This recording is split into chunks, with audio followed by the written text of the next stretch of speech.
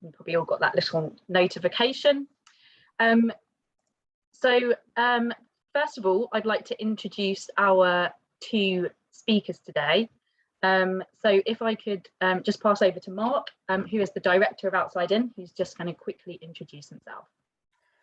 Hi, yes, I'm Marc Steene, the director of Outside In. I'm sat in my sort of study with some books behind me, and I'm wearing a tartan scarf and a blue corduroy jacket.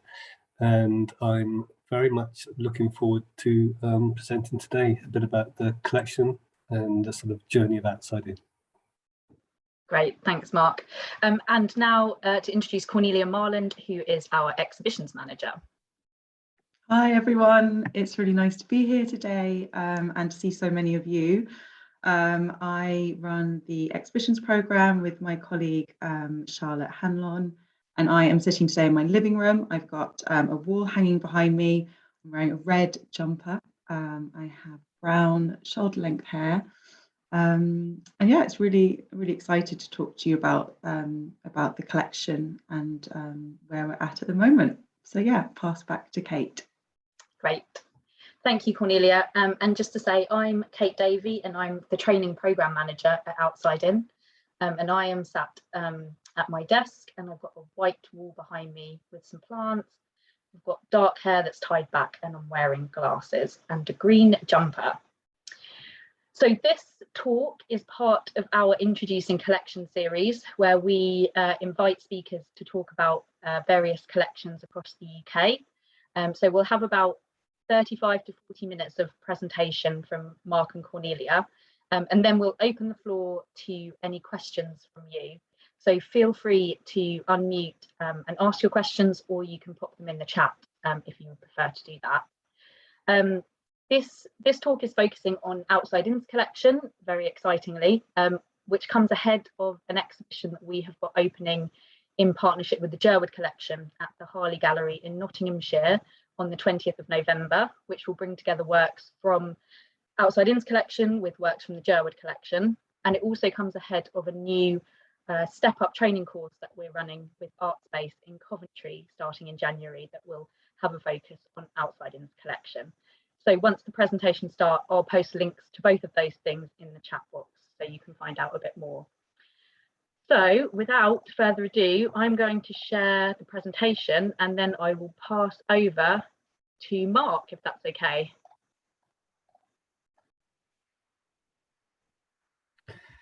Hello.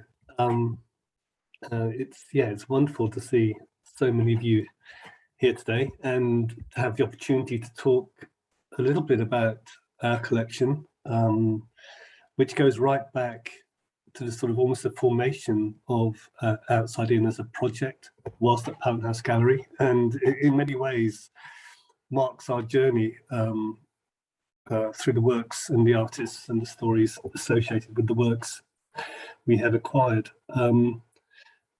I think the sort of premise and the sort of initial thinking around setting up a collection was very much about trying to capture and gather some of the work that the artists we were working with produced. Partly for me was just as a means to establish a legacy, both, I think, a legacy for now, but also in sort of future generations. Somehow collections seem to and can live beyond the time they're created in. And I was very mindful as an art student and studying art, there's very few works by people making art outside of normal practice or who are making work on the periphery of society whose work somehow survived. And I just think there's a sort of missing story in our histories because of that. And I suppose at some level I feel there's like a moral imperative that we capture and share and tell the stories of a much wider body of artists. And as that is our purpose, the collection is the means for us to do that. All right, I think that what I'll do is I'll go through, Kate's going to do the slides for me, and I might be sort of jostling around telling stories and etc. and talking about various works, and Cornelia will be describing some works as well as we go through. But yeah, Kate, if we go to the next slide, and I can. Thank you. So the first thing, I mean, I've just sort of said a couple of sort of first points, really, and it really is the intention for the charity to have this legacy. And I think it's sort of, like I said, a really significant and important thing we've started. We currently have around 86 works. I think Cornelia probably will have more accurate figure than me. I don't know when to put these numbers in there. And many of the works have been acquired from outside-in artists, and others have been gifted or offered on long-term loan. And the collection aims to reflect the broad demographic of artists that the charity supports and the diversity of artwork they produce. And therein lies a challenge, as you can imagine. So the collection pretty much is historic in terms of, you know, it's not growing or moving radically, but the intention that is that the sort of the premise and the reasons for collecting are set out, and Cornelia will talk about that in more detail around our acquisitions policy, etc. Yeah, so that's the intention. So what I was going to do is I'm going to look through the collection through the various means the works have been acquired. So if we go to the next slide, Kate, we can start that journey. So works come in to the collection through a variety of routes, one of which is commissions, and we're sort of by nature an organisation that works in partnership with numerous other arts organisations, and that has enabled us to work across art forms, produce different types of work, and have the fortitude to commission artwork. So if we go to the next slide, it's an early example of a piece in our collection by an artist based in Exeter called James Lake. And this piece is Gold Run. It's the Sprinter, and it was part of an installation that was displayed at Dilston Grove in Southwark Park as part of the Cafe Gallery project, as was.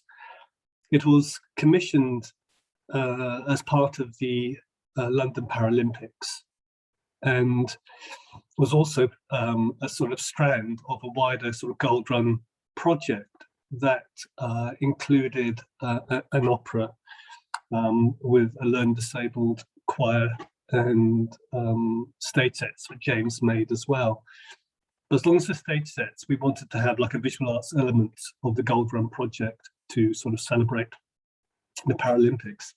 And James had the opportunity to work with Richard Wilson, who's, if you don't know, is sort of fairly well established and well-known British artist. And James at this point hadn't really tackled anything of this nature, and the opportunity was for Richard to support James in evolving and developing his plans. And James, as you can see, is hugely skilled and gifted in using cardboard as a material to create art.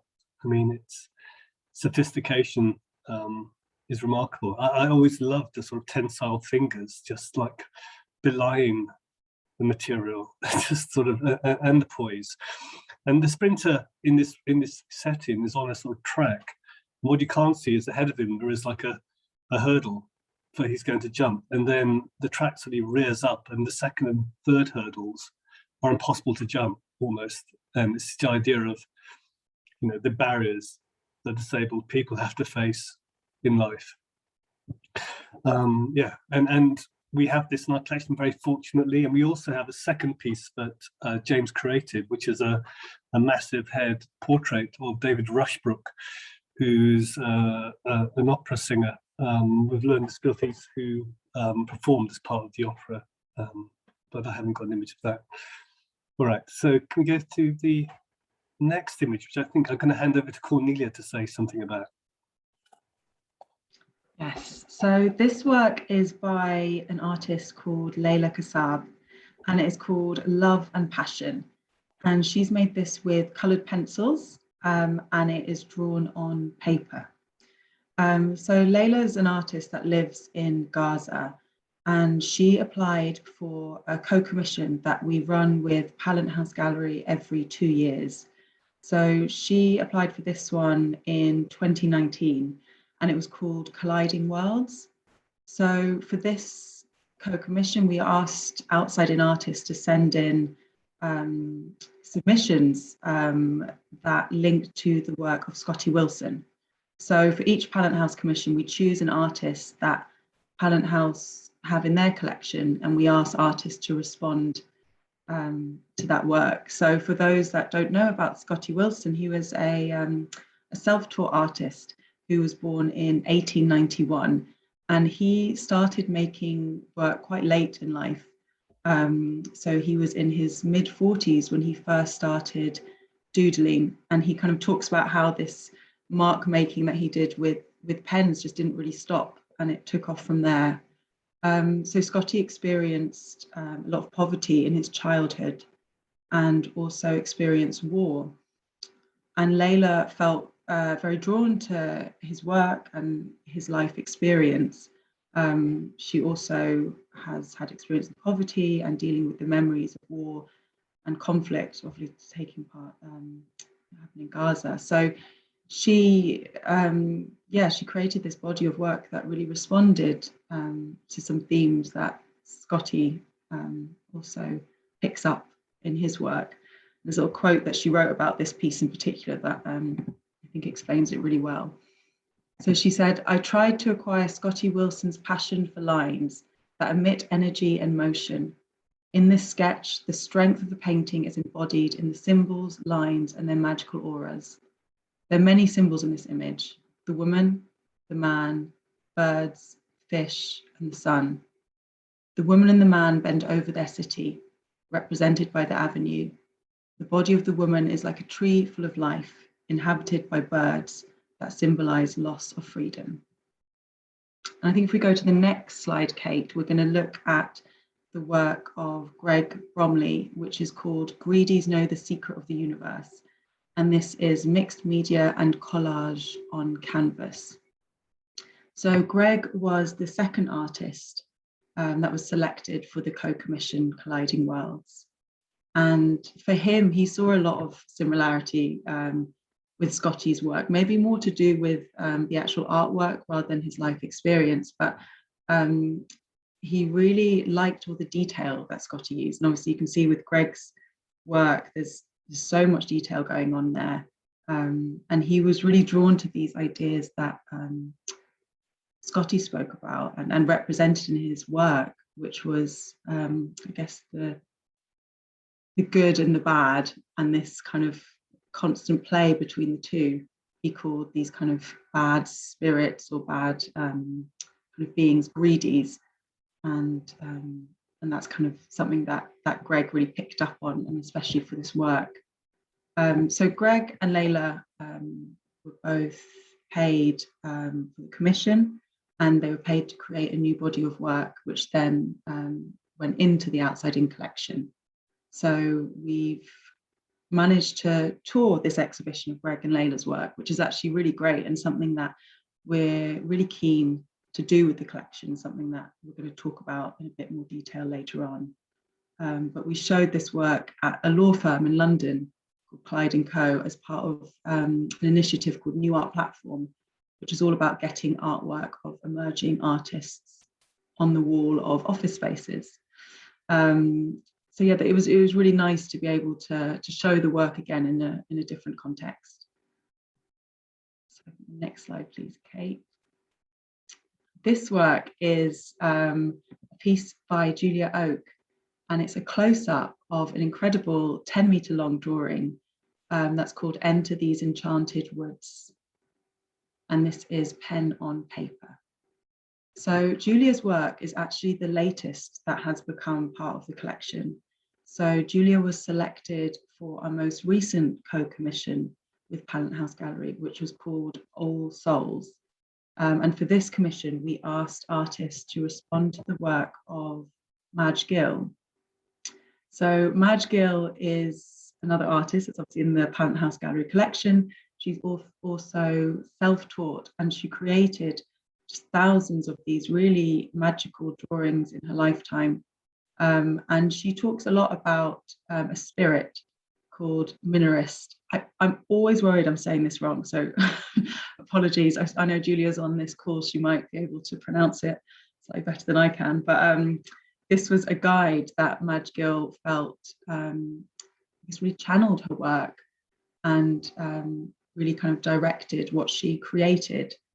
And so for this exhibition, Julia created a number of really intricate drawings, and she describes her mark making as dousing with my pen on paper to discover what lies within. And there was this really wonderful kind of synergy between their work. And I'm just going to read out a quote that Julia wrote about this because I think it's really beautiful. For me, my artwork is about process. It's the doing that's important. It helps me concentrate and think about things in a way that allows me to let go of thoughts about stressful life events. I've learned that the process was also important to Madge Gill, her spirit guide, Minorist, possibly meaning my inner rest, and that really resonates deeply with me. Thanks, Kate. And I think Mark is now going to talk a little bit about acquisitions.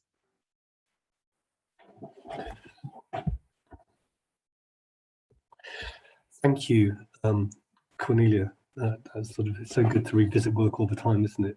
And remember the background. So I'm going to talk a little bit about works that we've acquired through various routes, and we have to thank some very generous benefactors back in the day when we were at Pallant House Gallery, who kindly bought pieces from our exhibitions on the behalf of what was then the project in order for us to start this whole process. So if we go to the next slide, this piece by Peter Cutts, now the title slipped my head. Cornelia, slip your microphone on again. Remind me of the title. The Wonderful World of Flying Creatures. That's it, The Wonderful World of Flying Creatures. So Peter, this piece is probably the earliest piece in the collection. It goes back to our first call out in 2006-07, and it's a screen printed, wonderful. It's very large work actually, and I unhelpfully don't have the measurements out with me either. But what I can tell you is a bit about Peter and his him as a person. Because I knew Peter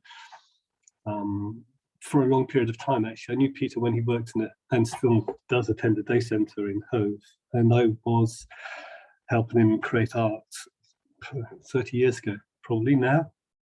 And Peter had, I always think there's something wonderful about people who can reimagine the world through their own pen and reimagine everything that we see in a way that is uniquely their own. And I think not all artists have that capability.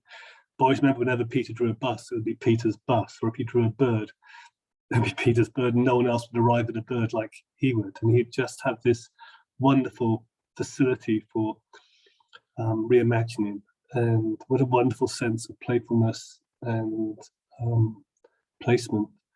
He's a wonderfully humble but gentle man, and I think a wonderfully talented artist in many ways. So it's one of the award winners from our first award-winning pieces from our first exhibition, and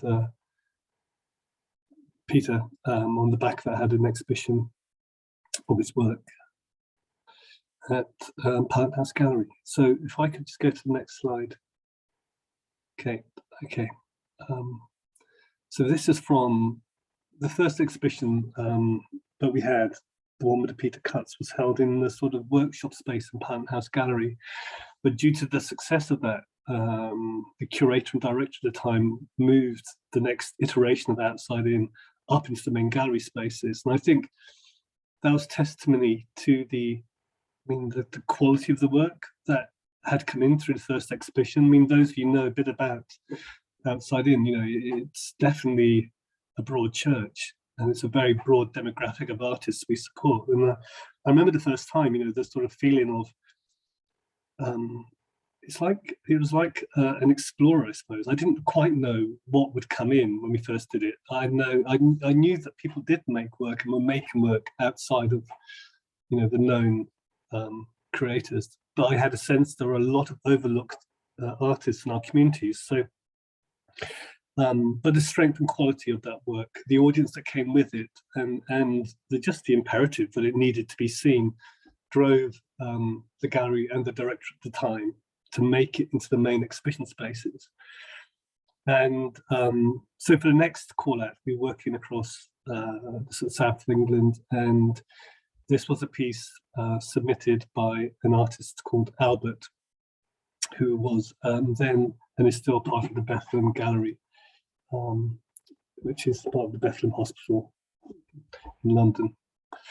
I mean, Albert's work, I mean, he has this sort of, I mean, it's a large drawing, I should add. It's quite, you know, it's probably about 60 by 50 centimeters.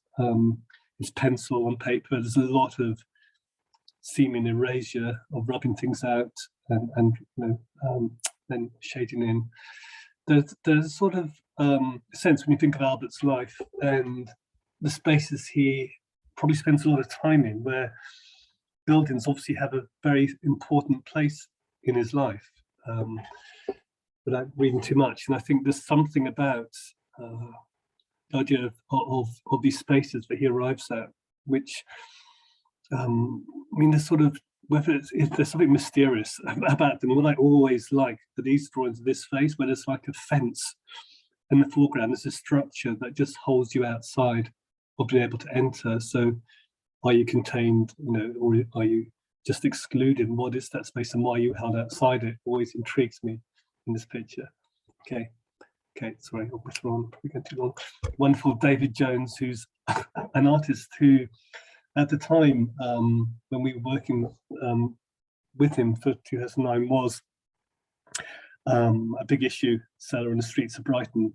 This picture is called In Awe. It's a sort of square watercolor, very monochromatic in colouring, and it's of a sort of child seemingly sucking its finger.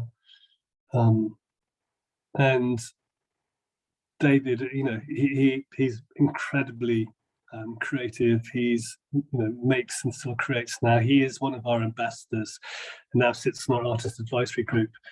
And I remember David being interviewed for the big issue, and his exhibition as an award winner took place at the same time as we had an exhibition of Frida Kahlo and Diego Rivera in the gallery. And the quote was that David couldn't thought it was amazing that he was exhibiting at the same time as Frida, and that being such a significant thing, that being accepted and being shown in a gallery alongside work by Frida Kahlo is a major statement. Okay, Kate. Pat Morgan, who Cornelia and I know in various guises. I don't know, Pat's just a wonderful artist. What to say? And Pat, again, someone I've known for a long time, and now is supported by Action Space in London. Fantastically talented. Again, is acquired from an exhibition by generous support of some benefactors. It's a wonderful image. Have a next work. So Cornelia, I'm going to hand over to you for this one, yeah? Yes. So this work is by an artist called Nigel Kingsbury, and it's called Woman, and this is ink on paper. So Nigel found out about Outside In through Action Space, which Mark just mentioned. Pat Morgan, who's in the previous slide, also attended. So Action Space is a studio that supports neurodivergent artists to develop their art practice, to exhibit their work and also sell it. They are based in London, and Nigel attended the studio in South London at Studio Voltaire from 2004 to 2015. So Nigel's main inspiration was the female form, and he created these very delicate portraits of women that were often depicted as these kind of goddesses in floating dresses. So an associate artist for Action Space that worked with Nigel for many, many years, Charlotte Hollinshead, told us about how he would draw figures, and that he'd actually often draw the form first and then add the clothes on top, which just adds this really kind of beautiful quality to the work that's very layered and yeah, really delicate. So Nigel often dedicated his pieces to women that inspired him, and he'd often sign the work "Love, Nigel." He passed away in 2016, and Action Space still kind of keep hold of his artwork. But yeah, it's amazing that we have this piece in our collection, and this was purchased in an exhibition in 2009, and the buyers gifted it to Outside In. Next slide, please. So this work is by an artist called Rakibul Chowdhury, and it is called Ophelia After Painting by Malay, and this is acrylic and watercolor on paper. So Rakibul is a relatively new artist at Outside In. He found out about us through an art studio called Art Invisible, which supports artists with learning difficulties, and they're based in Hampshire. And he met, I think it was Hannah, who runs our artist development program, who was running artist support days, which are one-to-one sessions that Outside In offers artists who are interested in being part of the charity, and creating an online gallery on our website, which then enables people to take part in our opportunities such as exhibitions. So Raki's really inspired by celebrities, magazines, films. His work really explores the relationship between the everyday and popular culture, and he often incorporates images of pop stars and other well-known figures. So here you can see obviously Ophelia, which is a very kind of maybe easily recognized image, and then he's added a crowd of celebrities in the background. And I particularly like the person who's kind of straddling Ophelia's head. I need to ask Raki who that is, because it kind of looks a bit like Jarvis Cocker, but I don't want to say that it is. But I think we'll need to find out who that is. But yeah, I love this piece. So this was exhibited as part of Outside In Journeys, which was an exhibition at Sotheby's in 2018, which was really a celebration of Outside In becoming an independent charity. And the exhibition showed the journey that Outside In artists have been on with the charity, and Raki was an example of an artist that had recently joined. The next slide, please, Kate. I think Mark is going to talk a little bit about gifts.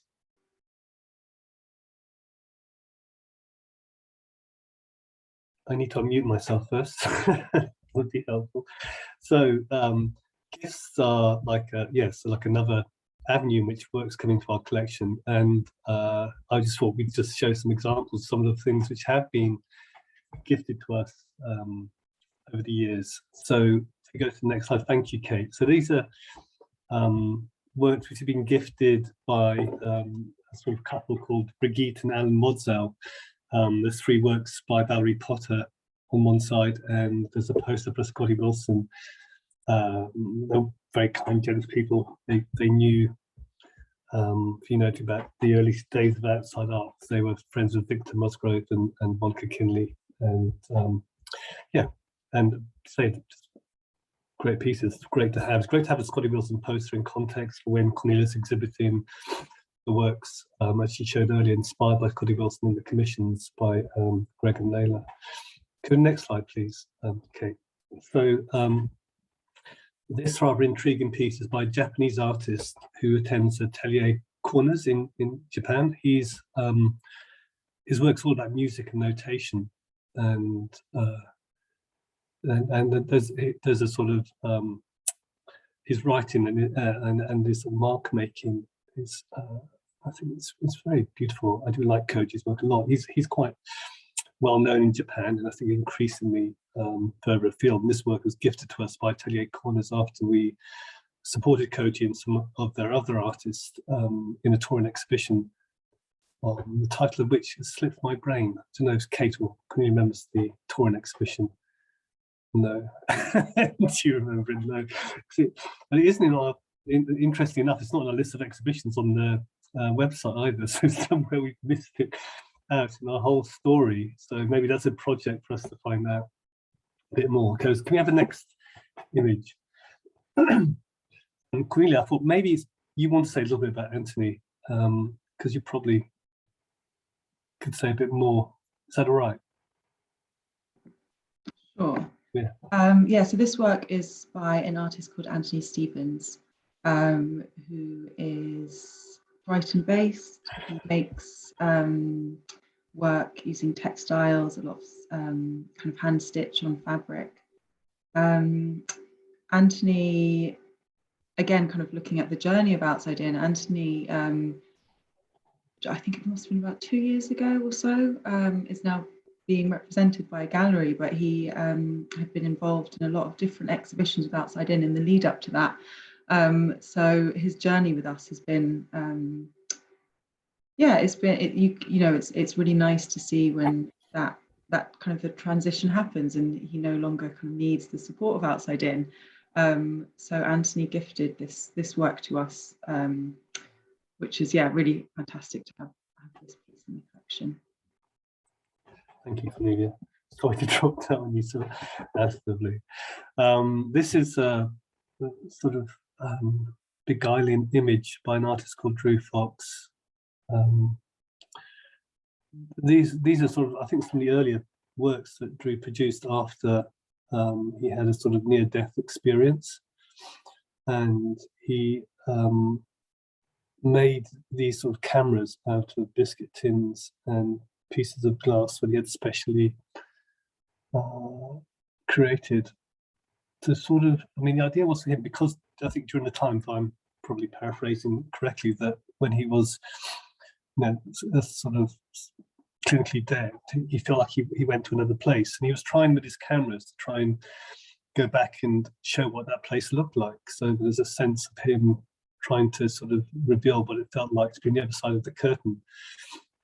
He used a sort of a wet plate Callidian process, which is like an early Victorian way of photographing, and he produced a series of self-portraits of him, almost like death masks, I suppose you'd say. And this is one of a series, and we were gifted them plus one of the cameras. And I think what's interesting for me about this work, again, I suppose we're looking at the nature of the collection, and the sort of, I mean, what I like is being able to show the sort of other reasons and purposes why people make art. You know, that is actually, there's ways and you know, there's other you know, quite conventional avenues why people make work, because they might want to sell it, they might want to learn a technique or a skill and think art's about that. But I'm often most interested in people who are making art for very personal reasons, who often their creativity is like a tool or a means to an end, or a sort of process for them to both heal and explore experiences. And I think with Drew's work, that's what it was about. Go next slide. Okay. This is a wonderful. There's so much. I mean, Friedrich Nagler is like a whole talk in himself, I think. But Friedrich Nagler was a Jewish emigre who fled Vienna during the Second World War. He was never schooled as an artist. He lived in Petersfield in a sort of, for quite a long time, in a sort of old railway carriage with his family. He lived and worked through a various variety of sort of very low paid jobs in various settings, including like a boatyard, I think it was a rubber factory, just, yeah, sweeping roads, various things. And he would acquire materials from his work that he would take home and use to make art. He was self-taught, and he just made thousands of objects and sculptures and carvings, often of heads, nearly all of heads. And you know, on his death, his family discovered, like, you know, there was like sheds and boxes of his work, which is never sold or displayed. And he didn't ever want it sold, and he left this almost impossible mission to his sons to sort of, on his death, you know, bring his work into the world and get his reputation known. These works, I think, speak of a sort of time in you know, in earlier in his life when he lived in Vienna, and like these Hasidic Jewish men with their sort of bearskin hats and sort of beards. And I often think his work is very much informed by the Holocaust and the sort of wiping out of the sort of traditions and histories he experienced growing up and trying to create them again for himself. Cornelia, do you want to say a little bit about gumnut folk? You like gumnut folk, don't you? Yeah, so this work's by an artist called Joanne Simpson, and these are called Good Luck Gumnut Folk. And they're absolutely tiny in real life. You can see the pennies that the works are glued on. Joanna uses found objects. A lot of these are kind of gum nuts, which are found, I think it's in New Zealand, Australia. But it's all different kind of shells. Some of them, they're not in this image, but some of them have kind of crab claws, tiny little claws that are glued to the heads. And Joanna kind of creates these as almost little communities. She has absolutely thousands of them. And what's so incredible when you're looking through all the works is that each one is so individual and so distinct and really kind of has its own personality. And it was really hard actually to choose which works to photograph and which kind of groups to put them together, because there's just endless different variations that you could create. And we exhibited this work in an exhibition called Radical Craft. And she's also got work selected in the upcoming exhibition Kindred Spirits at the Harley Gallery, which I'm going to be talking about very soon. Grab the next slide, Kate. Great. I think Mark is going to be talking about Jasna's work. I always do two-handed. You probably did. So Jasna, again, is an artist from the sort of, with us for a long period of time. It was gifted to us a long time ago. It was called Nights, this work, if I remember correctly. And Jasna, I'm sure she wouldn't mind sharing her story. You know, she was sort of like, had lived in the former Yugoslavia and was, you know, I think she had PTSD from the experiences she went through there. And her work, I think, is like infused with a sort of Eastern European sort of mystical folk ethic, if I could say that. There's a wonderful arrival of images and creatures. And she's deeply religious and spiritual, and has gone to convents at various points and retreats and left society and the world behind. And I think there's something about Jasna's work that has that sort of mystery to it, and poetry. And yeah, that's lovely. Next piece, Stephen White. There may well be people in the audience who knew Stephen. Stephen was an artist that was there from the start of Outside In, and was the sort of the gentle giant of a man who was a submariner at one point in his life,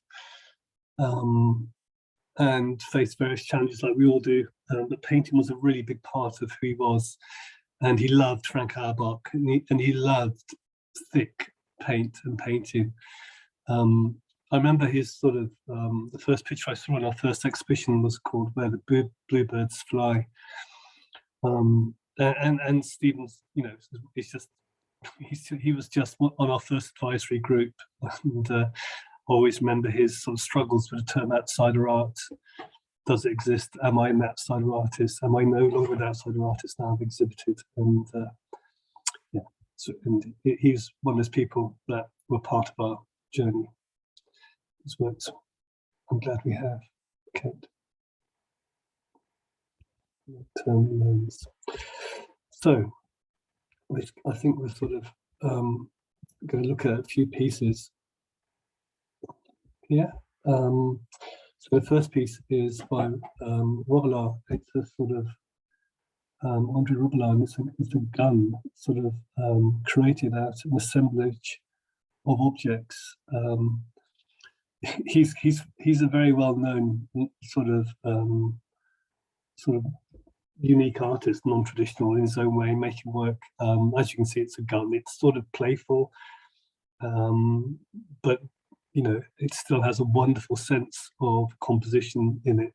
I love the mixture of materials and objects he's used And this work is on loan from the European Outsider Art Association, of which we're a member, and I'm the vice president. And it's great to have something from the sort of European part of our story and journey in our collection.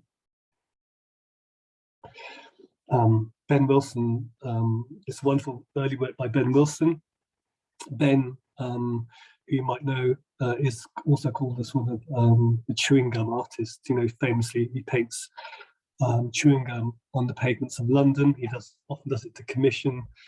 In his early days, he made these wooden sculptures, and he used to make huge, large wooden sculptures in just pieces of sort of woodland around London, and would just no one know where they came from or who made them. And I think he enjoys the anonymity of his art. And I think also sort of something wonderful about somebody creating work on chewing gum that completely sidetracks and sidesteps the whole art world and art market, because, you know, it's impossible to sell because you're gonna have to cut the pavement up to get it, but it has a resonance because people ask him to paint them because they see them by the, you know, outside their houses and where they live. Famously, if you do go to Tate Modern, he's been trying to paint every piece of chewing gum on the Millennium Bridge. So if you walk across the Millennium Bridge and look at your feet, you'll see probably lots of Ben's work. I remember him phoning me in a panic a few years ago when they were trying to steam clean the bridge, and he was deeply upset, saying, "Can you not get someone to stop them cleaning the bridge?" I said, "It's outside of my power. I can't control steam cleaners." All right, okay.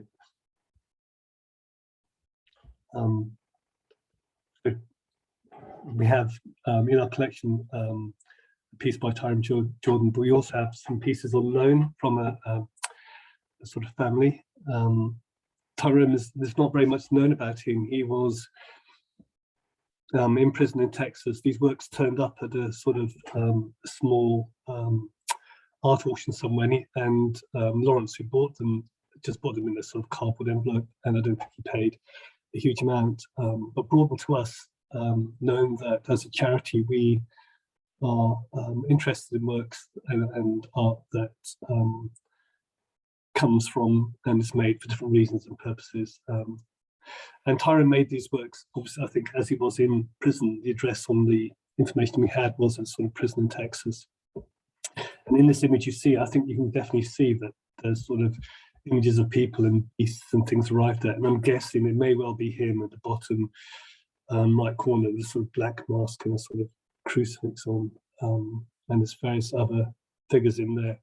It's almost like a sort of medieval bestiary. I don't know if you know what that is, but these sort of mythical animals and creatures in this sort of hellish space. But yeah, I think this work's wonderful, and to think there's only 4 in the world and we have them all in our collection is quite remarkable. Okay. Yeah. The more practical side, I'm handing over to Cornelia to now. Yeah. So we're a really small team, and having the capacity to kind of catalogue the collection and start pulling it all together was really only possible this year. You know, as you've kind of seen through these slides, there's work that Outside In has had for many years. So it's been really good that we've been able to start this process. So we've been cataloguing the works, checking their condition, photographing them, and packing them all up so that they can be stored. So all the works are now up on our website, apart from the latest work to go into the collection, which is Julia Oakes' Enter These Enchanted Woods, because we still need to photograph this work. Because it's 10 meters long, we're going to have to be imaginative about how we do this. But all the other works are now up on the website, and you can view them if you go to the exhibitions page. The next slide, Kate. So this work is by an artist called Stuart Craig Downs, and it's called Dark Storm Skies Clearing. And this is a photograph. So having a collection gives us this kind of additional ability to allow outside-in artists to be celebrated and valued, and also represented in the art world. You know, that's one of the kind of the main aims of the collection. We're exploring the possibilities of loaning works to different venues, having them included in mainstream exhibitions, so that we can retell the story of the artists. And we've done that a few times, but it's something that we're really keen to develop.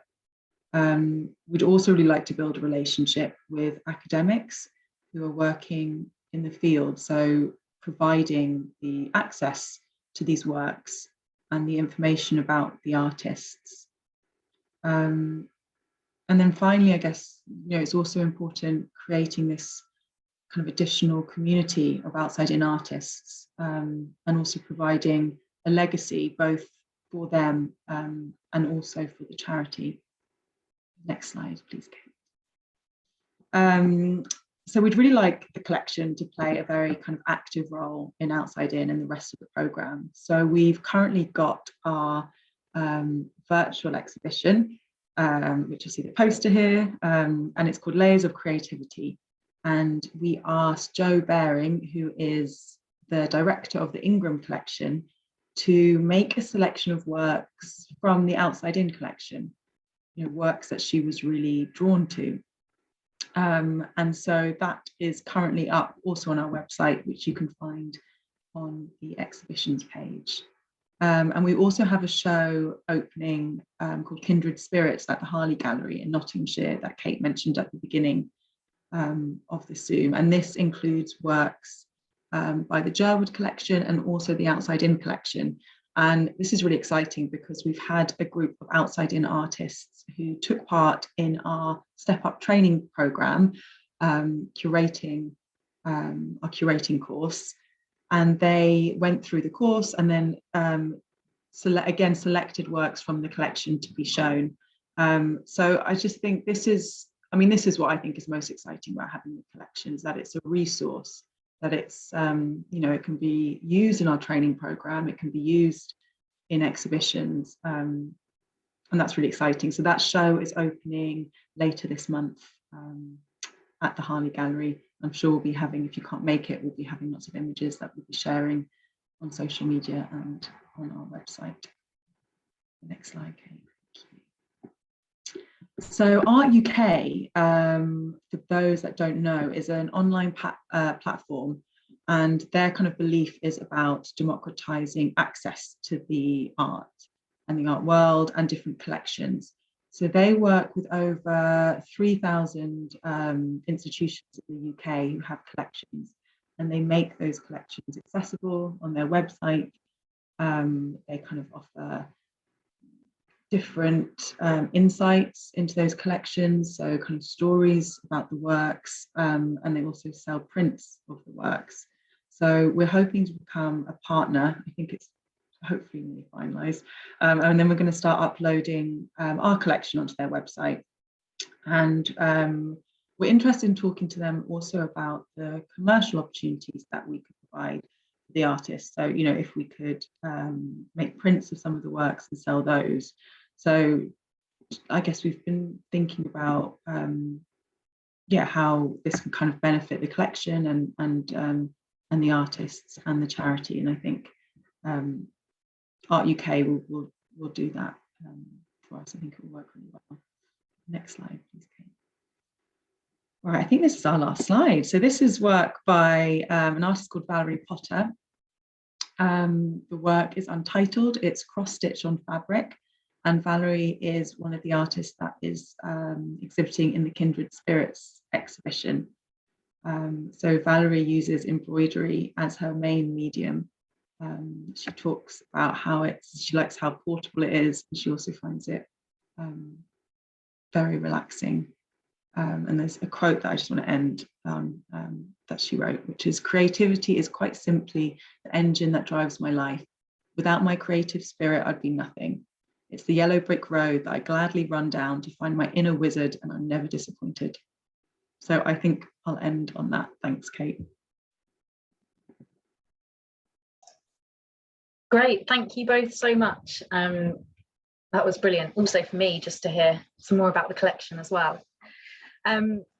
So just first of all, Laura, our communications manager, has posted some links in the chat box to the Kindred Spirits exhibition at the Harley Gallery, and also for the Layers of Creativity online exhibition and the art space course that's running in Coventry with the collection in January. We've got a little bit of time for questions. Does anybody have any questions that they'd like to ask Marc or Cornelia about the collection? You can unmute and ask, or type them in the chat, whichever you prefer. Okay, I did also want to mention, actually, which we haven't spoken about, which is our plans to form an acquisitions committee, and that's kind of quite important. So I wonder if I should just quickly mention that. And yeah, if anyone does have questions, feel free to pop them in the chat box, or yeah, unmute yourself and let us know. So yeah, our plans for the future, we are currently looking at putting together an acquisitions committee, which would be a group of people who would choose which works are accepted into the collection. So it would be a process where artists submit work, and the members of the committee would be looking at different questions. So we'd be looking at, can the charity afford the artwork? Is the artwork in good condition? Would we need to repair it? Are we able to store the artwork? So all these kind of things that really need to be considered when having a collection. So the plan is to get that committee up and running next year, and then to have applications that artists can submit works in that way. So I just thought I'd mention that briefly. I think that's everything, Marc, about the committee at this point. Yeah, okay, cool. So Jim has just asked, and this is probably a good question to follow on from talking about the acquisitions committee. But Jim has said, how do I get one of my paintings into the collection? Oh, it's been answered. Yeah, Jim, watch the space. We're going to have a really kind of clear, accessible way for artists to submit work for the collection. And yeah, hopefully we'll be able to open that up next year. Great. Any other questions?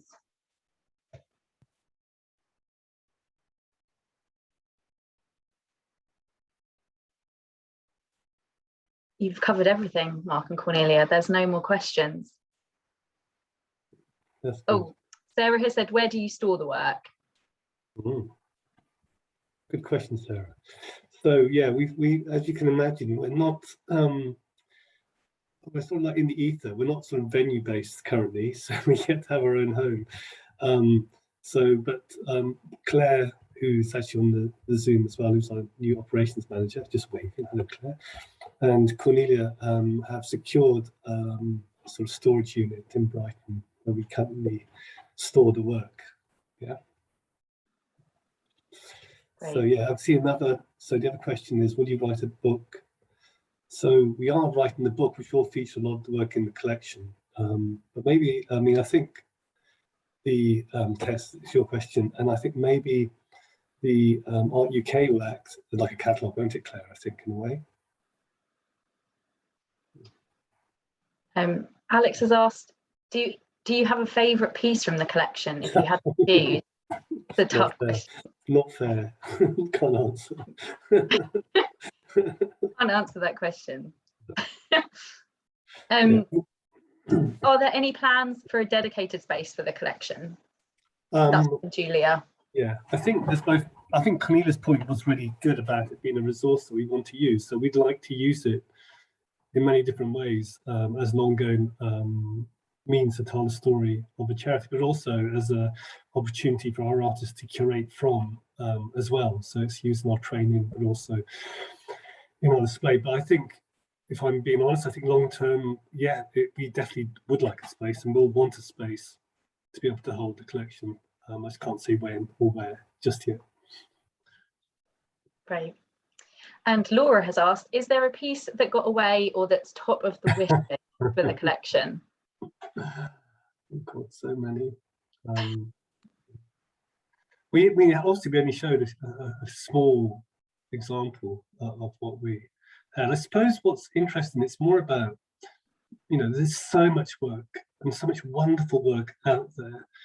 and I think that's what outside in, that's the sort of unique pleasure we get as a charity, is seeing all that work which is often not shared, as just hasn't been given the exposure it warrants, and thinking there's so much more that needs to be done. I suppose I feel that we're a small attempt to do what we can within our capacity, but I do think that unless museums and galleries do broaden what they acquire and collect, it's a sad thing. I think there's so much we're missing. It's so much. Great, thank you. And Alison has asked, have you loaned any pieces out to other exhibitions, and are you in a place to be able to do this? Yeah, so this is something that we'd really like to do. We've done it kind of a few times. I think I mentioned with Colliding Worlds, that work was on loan. The works that are going to the Harley Gallery, they're kind of on loan, and it's something that we'd be really keen for. I guess once the collection just gets out there and people know about it and they see it, which we're really hoping that ArtUK will do, hopefully that will also mean that galleries will get in touch with us directly to loan a piece for an exhibition. So it's just all about really getting the collection out there for people to see, for galleries to see, for curators to see. So that's the next step, and I think ArtUK will help a lot with that. Great.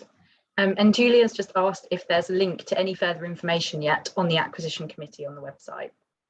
There's not, but as soon as it's put together, we'll have all the information up on the website. Should just add, it's still sort of being discussed with the board, so I think we'll be there in a not too distant, Julia. Brilliant. Well, we're almost at 2 o'clock. And we've had a few questions. So I just want to say a big thank you to Marc and Cornelia for presenting. It's been a really interesting presentation. Thank you to Ali for doing the BSL interpretation. And thank you to all of you who have joined us today. Thank you very much. Enjoy the rest of your days. Yeah, thank you. Bye, everyone. Nice to see you. Bye. Hi, Corinne. Bye. Nice to see you.